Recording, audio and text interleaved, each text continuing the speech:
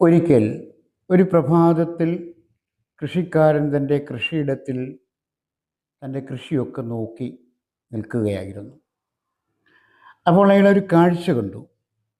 ഒരു വേട്ടനായ ഒരു മുയലിനെ പിടിക്കുവാൻ വേണ്ടി ശക്തമായി ഓടിക്കൊണ്ടിരിക്കുന്നത്. കൃഷിക്കാരന് ഒരു രസം തോന്നി. അയാൾ അതിനെ വീക്ഷിച്ചുകൊണ്ട് തന്നെ ഇരുന്നു. പക്ഷേ കുറച്ചു കഴിഞ്ഞപ്പോൾ ഈ വേട്ടനായ ലജ്ജിതനായി തിരിച്ചു വരുന്നതായി അയാൾക്ക് തോന്നി. ഈ കൃഷിക്കാരൻ വേട്ടനായയോട് ചോദിച്ചു, നിനക്ക് നാണമില്ലേ? നിനക്ക് ലജ്ജ തോന്നുന്നില്ലേ? ഇത്തിരി പോരുന്ന ഒരു മുയലിനെ പിടിക്കാൻ പോലും കഴിയുന്നില്ല എങ്കിൽ നീയൊരു വേട്ടപ്പട്ടിയാണെന്ന് പറയുന്നതിൽ എന്താണ് അർത്ഥം എന്ന് ചോദിച്ചു. വളരെ ശാന്തനായി സൗമ്യനായി വേട്ടനായ പറഞ്ഞു, ഇതിൽ ഞാൻ എന്തിന് ലജ്ജിക്കണം? ഇതിന് ഞാൻ എന്തിന് നാണം കെടണം? ഞാൻ എൻ്റെ ഒരു നേരത്തെ ഇരയ്ക്ക് വേണ്ടിയാണ് ശ്രമിച്ചത്. അവനോ അവൻ്റെ ജീവന് വേണ്ടിയാണ്. ഈ മത്സരത്തിൽ ആരാണോ ജീവന് വേണ്ടി മത്സരിക്കുന്നത് അവൻ ജയിച്ചിരിക്കും. അതിനാൽ എനിക്കൊരു നാണക്കേടോ ലജ്ജയോ തോന്നേണ്ട കാര്യമില്ല.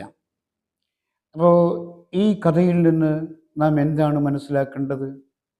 പ്രത്യേകിച്ച് ഇത്രമേ ഉള്ളൂ, നമ്മൾ ആത്മാർത്ഥമായി ലക്ഷ്യബോധത്തോടുകൂടി പരിശ്രമിച്ചാൽ നമ്മൾ വിജയിച്ചിരിക്കും.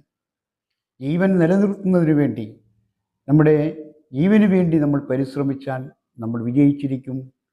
ഇരയ്ക്ക് വേണ്ടിയാണെങ്കിൽ അത്രമാത്രം പരിശ്രമമോ ഉത്സാഹമോ ത്യാഗമോ നമ്മൾ കാണിക്കുകയില്ല. മദ്യപാനികളും ലഹരി പദാർത്ഥത്തിന് ഉപയോഗിക്കുന്നവരും ഓർമ്മിക്കുക, നിങ്ങൾ മുയനായിരിക്കുക. ജീവന് വേണ്ടിയാണ്. അവിടെ കാലിൽ മുള്ളു തറച്ചാലും കുപ്പിച്ചില്ല് തറച്ചു കഴിഞ്ഞാലും നിങ്ങൾ ശ്രദ്ധിക്കില്ല. കാരണം നിങ്ങൾക്ക് സർവൈവ് ചെയ്യുവാൻ വേണ്ടി രക്ഷപ്പെട്ടേ പറ്റൂ. എന്തും നിങ്ങൾ അതിനു വേണ്ടി കൊടുക്കുകയും പരിശ്രമിക്കുകയും ചെയ്യും. എല്ലാവർക്കും ഒരു ശുഭദിനം നേരുന്നു.